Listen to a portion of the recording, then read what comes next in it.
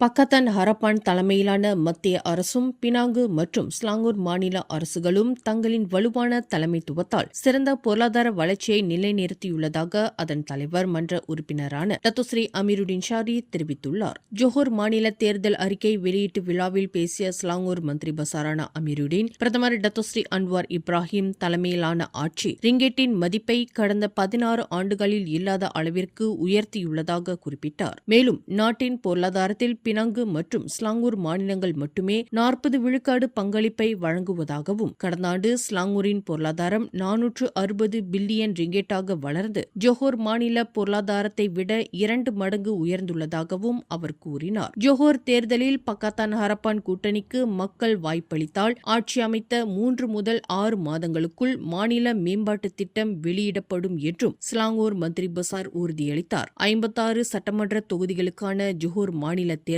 வரும் ஜூலை 11ஆம் தேதி நடைபெறவுள்ளது குறிப்பிடத்தக்கது. மேலும் செய்திகளை தெரிந்து கொள்ள கீழே இருக்கும் பெல் பட்டனை அழுத்துங்கள். உங்கள் மகிழ்ச்சியை வெளிப்படுத்த லைக் மற்றும் ஷேர் செய்யுங்கள். தொடர்ந்து திசைகளோடு இணைந்திருக்க சப்ஸ்கிரைப் செய்யுங்கள்.